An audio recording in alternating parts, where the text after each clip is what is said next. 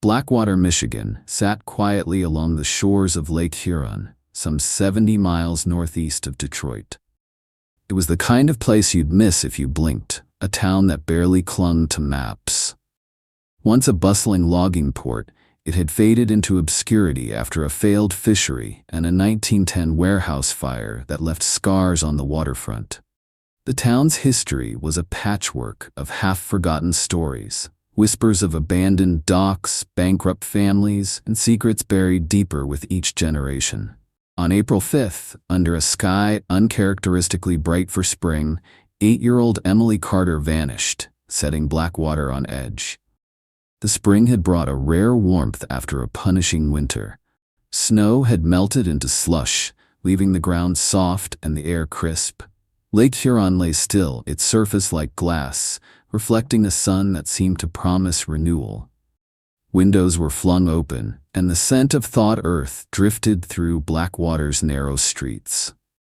Children, cooped up for months, spilled outside, their laughter breaking the town's usual quiet. Emily, a shy girl who loved riddles, red sneakers, and collecting smooth pebbles, lived 3 blocks from the shore. That morning, her mother, Karen, turned to pour coffee, and Emily was gone, her jacket half-zipped, her small figure darting toward the lake. Sheriff Daniel Holt got the call just after 9 a.m. Deputy Maria Alvarez's voice crackled through the radio. Calm, Emily Carter, 8 years old, missing since breakfast. Her mom says she headed for the beach. Loves it there after rain. Daniel, buttoning his shirt, was already moving. I'm on my way, he said, grabbing his belt. At home, his wife Sarah stood in the hallway, her eyes tired from another negative test. They'd been trying for a baby for over a year, each month a quiet disappointment. Be careful, she said softly. Daniel nodded, though his mind was already on the lake. The beach was quiet when Daniel arrived, the kind of stillness that felt too perfect. Alvarez met him near a dirt path leading to the water. Karen's at the house with a deputy, she said, pointing to a bluff overlooking the shore. Emily's footprints are down there. Daniel followed, his boots sinking into the damp earth. The prints were small, deliberate, leading to the edge of the cliff. They stopped abruptly, 6 feet from the water. No scuffs, no drag marks, just a child's hat, red like her sneakers, caught in a thorn bush. Daniel crouched, scanning the sand. No sign of her? He asked. Alvarez shook her head. Nothing. The lake sparkled under the sun, harmless and serene, but something about its calm gnawed at Daniel. He'd grown up in Blackwater, knew its moods, its secrets. This wasn't right. Get drones, dogs, everything, he ordered. Alvarez hesitated. You think she drowned? Daniel didn't answer. He didn't know what he thought, but the absence of evidence felt like a clue itself. Unlike other missing cases, broken bottles, torn jackets, Emily's disappearance was clean. Too clean. Back at the station, Daniel sifted through reports, but Blackwater's history offered little. Old articles mentioned the 1910 fire, a string of lost boats, and vague tales of lake spirits from locals too old to trust their own memories. The town seemed to bury its past, leaving only fog and rumor. By dusk, the community gathered at Riverside Park for a vigil. No flyers, no speeches, just 30 people, candles in hand, standing under a fading sky. Karen Carter stood alone, staring at Emily's school photo taped to a post, a jar of daisies at its base. The wind shifted, snuffing out candles, and a low hum rose from the crowd, uncertain and mournful. Daniel watched from the edge, his own candle flickering. He thought of Sarah, of the silence that hung between them each month. The lake stretched out beyond the park, its surface unbroken. Somewhere, a child coughed, and another candle went out. Daniel's grip tightened on his radio. He didn't know what had taken Emily, but he felt it watching. 2 days later, Blackwater's fragile calm shattered again. Daniel was at the station when the radio hissed. Sheriff Holt, it's Alvarez. We've got another one. Liam Brooks, 8, missing near Cutler's Point. Bike found, no sign of him. Daniel's stomach dropped. He glanced at Michael Reed, a local widower who'd stopped by to check on the case. Michael's son, Owen, was Liam's classmate. "I'm coming with you," Michael said, his voice firm. Daniel didn't argue. Cutler's Point was a rocky outcrop north of the main beach, where the lake curved like a crescent. The cruiser's lights flashed as they sped through Blackwater's quiet streets. Michael drummed his fingers on his leg. "Liam's in Owen's class," he said. "Good kid, always biking." Daniel nodded, his mind racing. 2 kids in 3 days, both near the lake. The coincidence felt like a warning.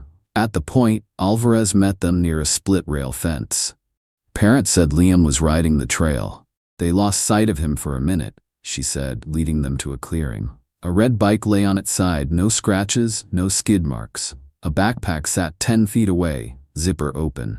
Daniel crouched, tracing the ground. Small footprints led toward the trees, then stopped. "No struggle," he muttered. Alvarez pointed to the water. "Lake's too calm, like it's waiting." The wind carried a faint smell of algae, sharp and sour. Daniel called out, "Liam, it's Sheriff Holt." No answer. The birds were silent, the air heavy. Then a ripple moved against the wind, subtle but wrong. Daniel's hand hovered near his holster. A branch snapped to his right. "Liam?" he called again. A small figure stumbled from the brush. Liam, mud-streaked, clutching his backpack. His eyes flicked to the lake, wide with fear. Michael moved first, stepping toward the boy. "Liam, you okay?" Before Liam could answer, the water stirred. A shape broke the surface 20 feet out, sleek, black, and wet.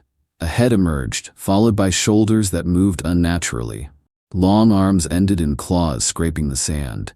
Its mouth, full of jagged teeth, curled into a grin. "What the hell?" Michael whispered. Daniel's hand was on his gun, thumb flicking the strap free. The creature stepped forward, slow and deliberate, its grin unwavering. Daniel fired a warning shot. The bullet kicked up sand, but the thing didn't flinch. Another shot hit its shoulder, spraying black water. It staggered slightly, then kept coming. "Michael, get Liam out," Daniel said, voice steady. Michael grabbed the boy, hauling him toward the trail. Liam stumbled but didn't resist, their footsteps fading into the trees. Daniel fired again, center mass. The bullet hit with a wet thump, but the creature only paused, tapping the wound with a claw. Its grin widened, splitting its face. Voices called from the trees, deputies approaching. "Sheriff!" Alvarez shouted, skidding onto the beach. Daniel glanced back, and when he turned, the creature was gone. No ripple, no tracks, just faint claw marks filling with water. Alvarez crouched, touching one. "These weren't here before." Daniel nodded, his eyes on the lake. "Get everyone off the beach." That evening, Blackwater's town hall was packed. Folding chairs lined the room, the air thick with coffee and tension. Daniel stood at the podium, his hat on the table. "Thanks for coming," he began, his voice cutting through the murmurs. 2 kids went missing near the lake in 3 days. Emily Carter's still gone. Liam Brooks was found today, alive. For now, stay away from the water. No fishing, no walks, no boating. Keep kids off the bluffs. If you see anything strange, call my office. Curfew's 8 p.m. until we know more. A man in a flannel jacket stood. "Sheriff, you saying the lake's dangerous?" Daniel met his eyes. "I'm saying be smart, Tom. We don't know what's out there." A woman frowned. "We've lived here forever. What's changed?" Daniel didn't answer directly. "Just stay safe." The room fell quiet, unease settling like dust. People filed out, their whispers low and tense. Alvarez lingered, along with Michael and 2 deputies. "What happened out there?" Alvarez asked, pulling a chair close. Daniel poured stale coffee, hesitating. "You wouldn't believe me." Michael leaned forward. "I saw it too. Something came out of the lake, tall, claws, smiling."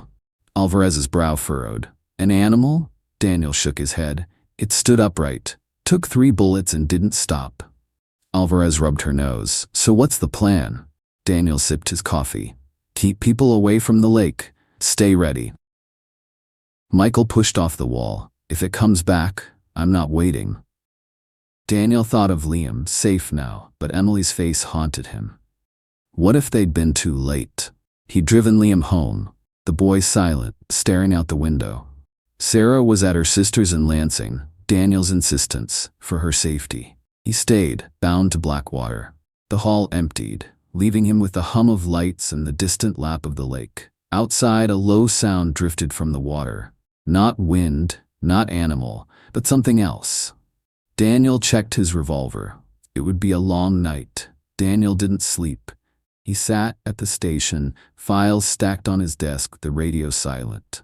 Blackwater felt different now, its quiet no longer peaceful but watchful.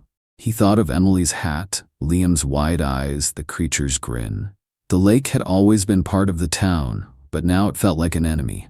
He poured another coffee, the pot nearly empty, and stared at the map on the wall.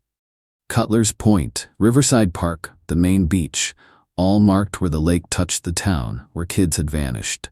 Michael stopped by at dawn, Owen trailing behind with his dog, Shadow. "You eat yet?" Michael asked. Daniel shook his head. Owen, 9, climbed into Daniel's chair, grinning. "You got a code for monsters?" he asked, fiddling with the radio. Daniel managed to smile. "Not yet." Shadow huffed, curling up at Owen's feet. Michael leaned in, voice low. "Liam was in Owen's class. He hasn't said much, but he knows something." Daniel nodded. "Kids see more than we think," Owen piped up.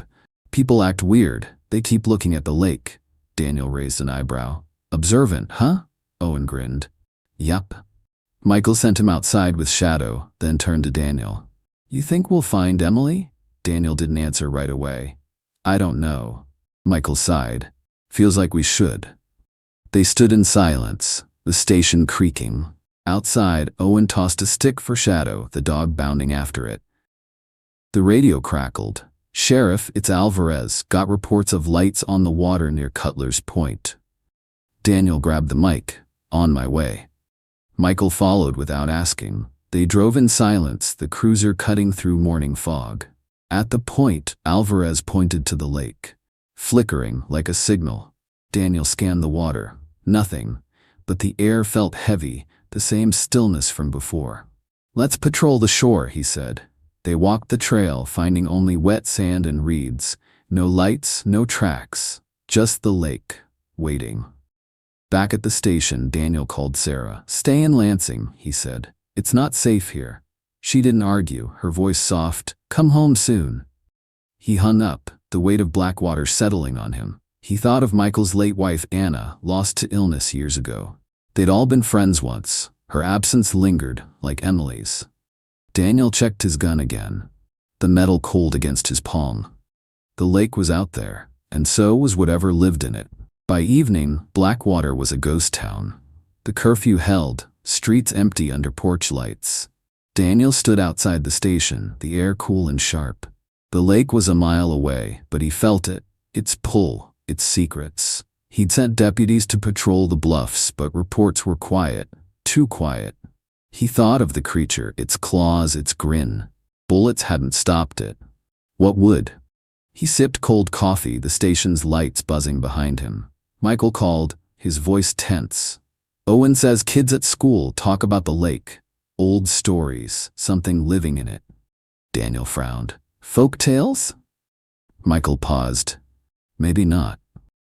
Daniel hung up, his mind turning to Blackwater's past. The 1910 fire, the lost boats. Had something been there all along? He pulled an old ledger from the station's archives, pages yellowed and brittle. A 1920s report mentioned shapes in the water, dismissed as superstition. Daniel wasn't so sure. Alvarez radioed in. "Sheriff, we're at Riverside Park. Found footprints, small like Emily's, near the water." Daniel's heart sank. "I'm coming." He drove alone, the lake gleaming under a rising moon. At the park, Alvarez pointed to the prints, ending at the shore. No hat, no bike, just absence. Daniel crouched, the sand cold under his fingers. The water rippled, a faint movement against the wind. He stood, hand on his gun, calling, "Emily?" Silence. The sound came then, low, hollow, drifting across the lake. Not a bird, not a wave, but something alive. It rose, then faded, leaving only the lap of water. Daniel's breath caught. He thought of Emily's riddles, Liam's fear, Owen's watchful eyes. Blackwater was his to protect, but from what? He drove back, the road empty, the town holding its breath. At the station, he loaded his revolver, poured fresh coffee, and settled in. The lake was waiting. So was he.